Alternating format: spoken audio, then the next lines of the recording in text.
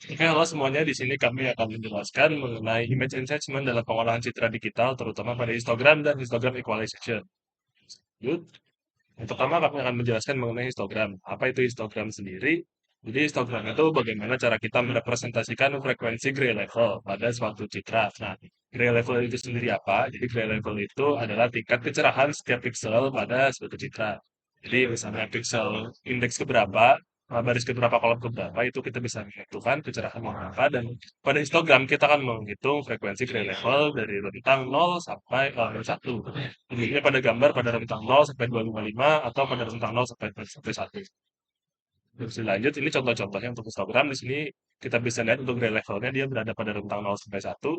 Nah, untuk gambar yang pertama yang paling kiri itu karena gambarnya gelap, jadi lebih banyak pixel yang gelap di gambar tersebut. Nah, jadi kita lihat pada histogramnya, untuk pixel yang nilai gray levelnya rendah itu memiliki frekuensi lebih tinggi, sedangkan untuk gray level yang tinggi, untuk histogramnya bisa jadi tidak memiliki frekuensi atau frekuensinya nol.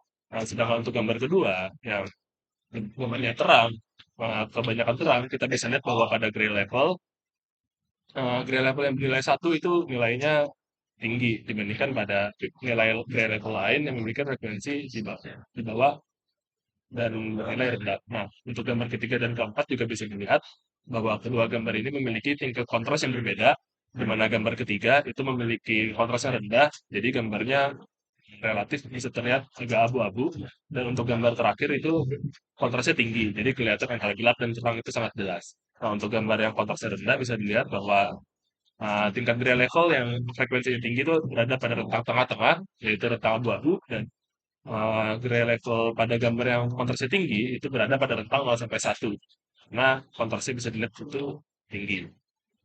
Untuk selanjutnya, sini akan membahas mengenai histogram equalization.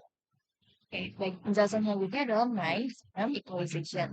Jadi, apa itu histogram equalization? Histogram equalization adalah suatu metode untuk membuat frekuensi dari gray level di terdistribusi. Dengan nilai gray level yang lebih terdistribusi, gambar yang dihasilkan akan menjadi lebih kontras.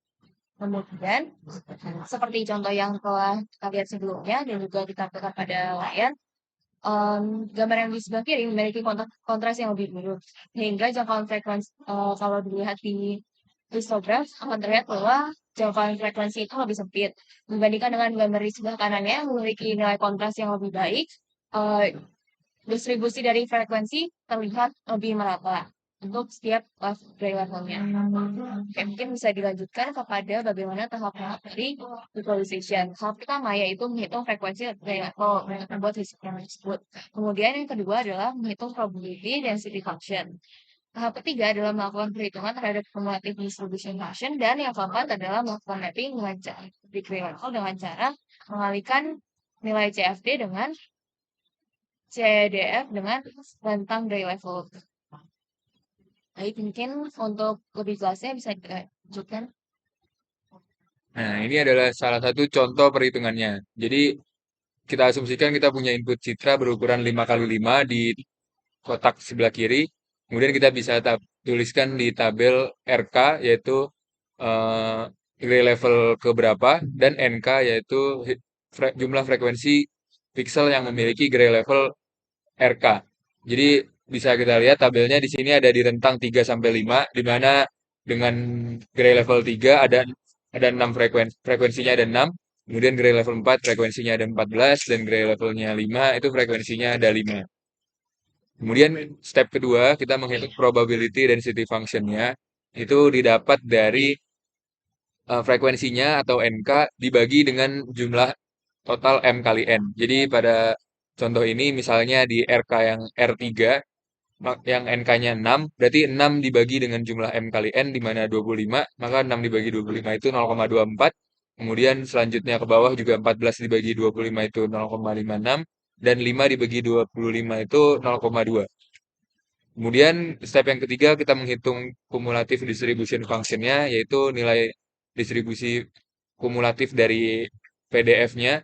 Jadi misalnya di RK sama dengan R3 itu nilai CDF-nya adalah 0,24, sedangkan untuk R4 itu nilainya 0,8 yang mana didapat dari 0,24 ditambah 0,56. Begitu seterusnya di R5 itu nilainya 1 yang didapat dari 0,8 ditambah 0,2 dan seterusnya sampai R7. Setelah itu kita hitung CDF yang dikalikan L-1.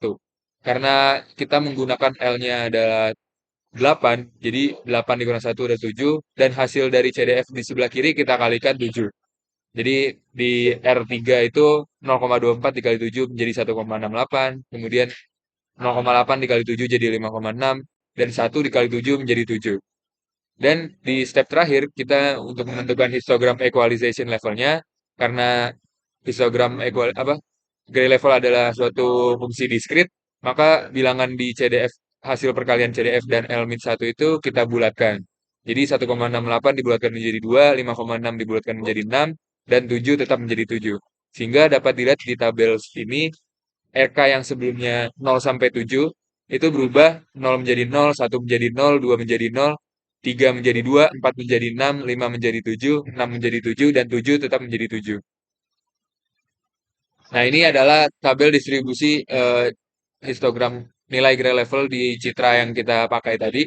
Jadi bisa dilihat, misalnya gray levelnya 4 di baris pertama ini berubah menjadi 6, kemudian yang gray levelnya 3 berubah menjadi 2, yang gray levelnya 4 berubah menjadi 6, dan yang gray levelnya 5 berubah menjadi 7.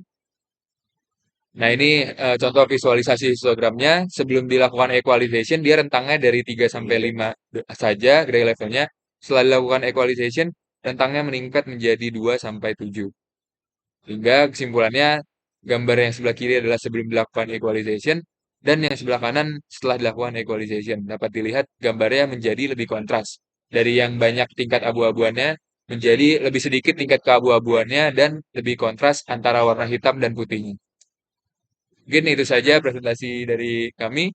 Kurang lebihnya mohon maaf. Assalamualaikum warahmatullahi wabarakatuh.